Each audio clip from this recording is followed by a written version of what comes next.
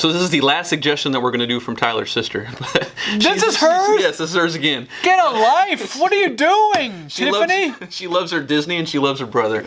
America. So this is the best Disney villains or the worst Disney villains, depending on how you measure it. Our favorite. We'll do our favorite. I think it's most evil is kind of how I graded it. Jeez, I didn't or the go most that deep. memorable.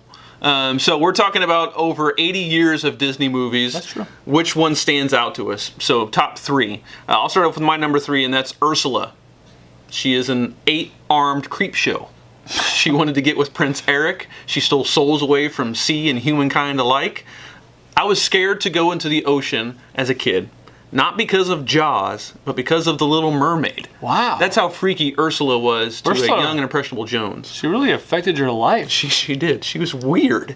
I thought she was kind of soft. You thought she was soft. Yeah, I thought she was soft. She steals people's souls. Yeah, well, you had to like really make her mad to do that. And then I figured if I was jumping in the ocean, someone's getting my soul. Maybe my leg that could sting me a little bit. Did a half octopus, half woman scare you at all? No, she could No? sing pretty decent. So She had a decent voice. I thought that she had some arts and entertainment value. She does remind you of an old art teacher, which is kind of odd to say. I but think I Ursula- had her for art actually, but my number 3 is Captain Hook.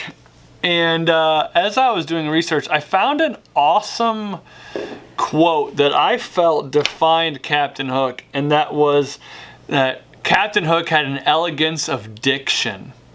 And I was like, he does! Like, Yeah. oh my God, like, he cares about his words, and he loves, like, the English language, and it made him a better character, and I'm like, oh, that's so much like me. Like, I really like the English language, and I want to use as much of it as I can.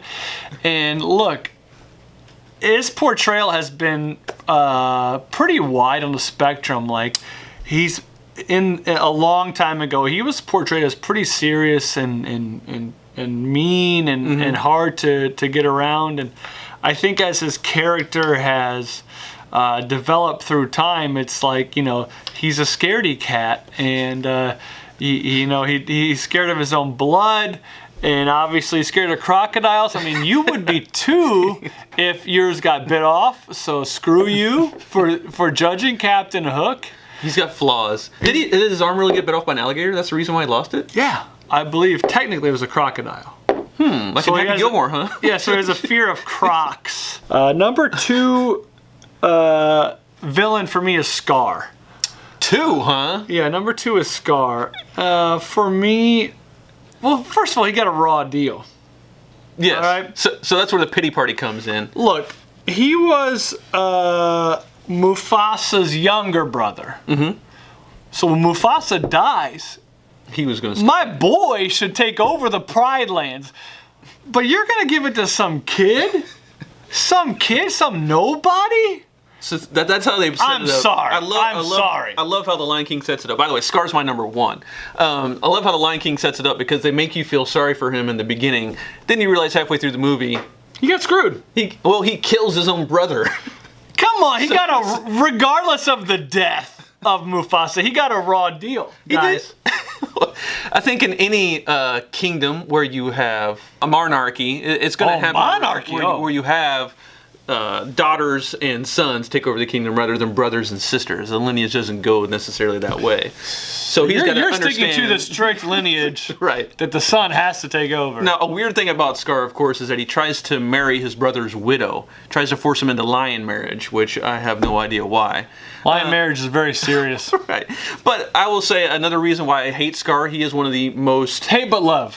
hate but love. You gotta love a good villain. Yeah, you love the contract, but the reason why Scar made it to number 1 for me is because of the song that he sings in the movie. Now, in the cartoon version, the song is much bigger, grander. Have you already Where seen the live action? I went this weekend. The live action is You much son of shorter, a- just because the guy can't sing.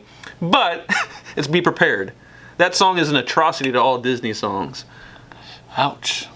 I hope Scar's family's not listening. I also named my Jeep that we just bought Scar. Why? It's kind of a badass name. Okay. You just like the name. Yeah, everyone likes the name Scar. I'm All right, gonna- you're up. I'm going to revert back to number 2, since Scar was my number 1. My number 2 is Cruella de Vil. Oh, She has Cruella. cruel in the name. and she wants to skin puppies so she can wear them as coats. Those two things should put her atop anybody's list, period. But the third thing, she smoked one of those long cigarettes. I call those a stuck-up Virginia biatch. Slims. Yeah. Who smokes those? I mean, that put me over the top. I was like, I hate this woman just because of that. Well, everybody loves puppies, but everybody hates the long cigarettes. She hates puppies and she loves long cigarettes. Yes. A lot of things. She's Things like the to hate. opposite of most people. The thing about her, too, her look. Like, she hates bacon, probably. I haven't seen that movie forever, but I looked up pictures as I was researching this. It's a good movie. Have you seen her face, the way that she was animated? It's like a diamond. It's very concave. It looks like she's been snorting meth before it was cool. Nah, she... That could be. It could be the meth, yes. Could be the meth. What's your number one? All right. My number one villain is Gaston. Yeah, I don't like that guy. I love Gaston. You love him? Well, when Beauty and the Beast was first written, Gaston was not even a character. Did you know that? No. As the story adapted, they felt the story needed just someone to offset what was happening between the Beauty and the Beast. Mm-hmm. So Gaston was created in later takes of Beauty and the Beast. He, I guess, developed into what was someone... And this was big for Disney at the time, because if you think about it, especially with what you just said recently, Disney had never done someone that was like very attractive Okay. Besides a Prince Charming. as like the that. villain, Right. right? So they said that they based his character off of soap opera actors. And Gaston filled that void of like, hey, this is what will make him look like.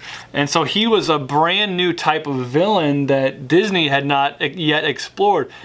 Good thing they did, because Frozen was very Yeah. popular. I think that's where Hans came from. It's Hans probably came Gaston. from Gaston. I like that Gaston was, kind of a smart ass, but, knew what he wanted, had a dumb sidekick. They did very well with it.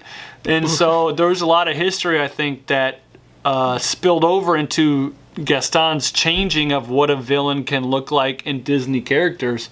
And he might have just changed the game, and he's the hottest villain out there, really. Yeah. I did like Disney's take on Gaston in the animated, not in necessarily the live action. Live action was a little over the top, but in the animated version, I think he brought depth to villainy, because he Absolutely. had a purpose, almost, say you will, from Avengers in using Thanos. Because technically, in that reason. and I can see it, I guess the way that it was written, the Beast character could be the villain, and then he just changes so much into a good guy. But Gaston's the reverse opposite, where he's a good in the beginning and becomes in at the end. he's so smart. Like, we should pay him maybe. I don't know.